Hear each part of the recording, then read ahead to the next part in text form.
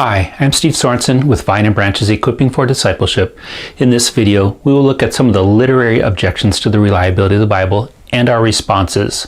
In the next video, we will look at some of the moral objections to the reliability of the Bible. Anybody can make a claim about just about anything. The question is, what justifies or qualifies that claim? Is it based on evidence and reason, or is it based on hearsay, rumor, speculation, or even ulterior motives, such as having a bad experience with someone in the church or another Christian? Since we're discussing the reliability of the Bible with a skeptic, we can also discuss the reliability of their objections. Some questions we can ask when an objection is raised is that true? How do we know that that's true?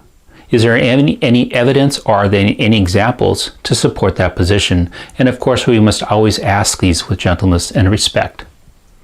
The first objection is that the Bible was written by man. Our response is, well, of course it was. How else would it have been written? Does it stand to reason that if God is intelligent, personal, loving, and just, that God would want to communicate with his creation? And in what better way than in written form, where it can be subject to scrutiny? The second objection is that the Bible contains contradictions. Our first response is, can you show me any? And if they can show you what appears to be a contradiction, you may have to spend some time looking into it with them. And if you don't know the answer, or if you don't know how to explain the contradiction, then you may need to consult with a commentary or a Bible study or even a pastor or leader in your church. And it's okay to do that. Most of what appear to be contradictions of the Bible stem from not understanding both the immediate and the broader context of that topic, as well as not understanding the genre of literature that it's written in, such as, is it written in the book of history?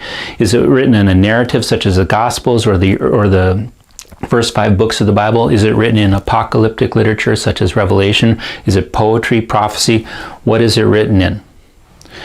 Most contradictions, with a little bit of knowledge, can be fairly easily explained. And there are a lot of resources out there you can use, such as go to a book on Bible interpretation, or you can even look at my workbook, Nutshells, and I do explain this issue in greater detail. You can also explain to the skeptic that this is an important question to be asking, because if the Bible is not reliable, if it does contain contradictions, then it's not trustworthy. And all the people that have dedicated their lives, and many who have paid with their lives for the reliability of the Bible, did so in vain. The third objection is that the Bible can be interpreted however you want. Our response is, if that's true, then the Bible is a bunch of gibberish. And again, people all over the world, both historically and currently, have dedicated their lives to studying and understanding and even communicating the Bible, and many have paid with their lives or have suffered imprisonment for the Bible. So if the Bible is a bunch of gibberish, then all that hard work, all that lifestyle, and all the suffering and imprisonment and even death was in vain. What I encourage you to do is to invite them into interpreting some scripture with you. Take them to, say, the 10 Commandments or the Beatitudes or some of the teachings Jesus has on love. Love the Lord your God, love your neighbor as yourself, or even John 3:16, and say, how would you interpret this? And I would encourage you to not use the King James Bible, not because it's a bad translation, but because it has antiquated language. And sad to say, the King James has actually contributed to some of the misunderstandings about the Bible.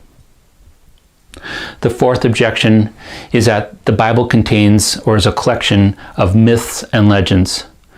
The problem with that is that there were too many witnesses to the events at the time of the writing of Scripture. If any myth or legend had crept in, the witnesses would have refuted it. There simply wasn't enough time for myth or legend to creep in. Now, there are some fantastic events in Scripture we call miracles, and some of them are pretty big, such as the parting of the Red Sea or the Genesis flood with Noah and the ark. But even there, the language surrounding those miracles is actually rather ordinary, despite the fact that these are pretty big miracles. And most of the miracles that Jesus performed, again, were surrounded by very ordinary language. The Bible does not contain fantastic or mythical language.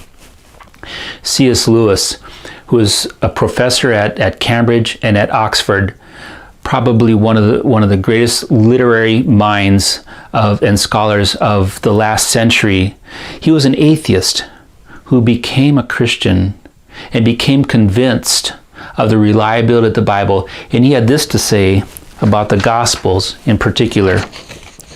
Now, as a literary historian, I am perfectly convinced that whatever the Gospels are, they are not legends. I have read a great deal of legend, and I am quite clear that they are not the same sort of thing. They are not artistic enough to be legends. From an imaginative point of view, they are clumsy. And he went on to say other things, and he made a number of similar quotes in other articles. If you have someone that's questioning the reliability of the Bible, I would encourage you to invite them into reading a portion of the Bible with you. And again, I would stay away from the King James Bible because of that antiquated language. And start off with, say, the Gospel of John, and then if they're willing to go further, either look into the book of Acts or maybe some of the smaller epistle letters. The thing is to get them reading the Bible. Most people who have objections to the reliability of the Bible have never read it or have read very little of it. In the next video, we will look at 3 of the moral objections to the reliability of the Bible. Does the Bible subjugate women? Does the Bible condone slavery? And does the Bible condone war?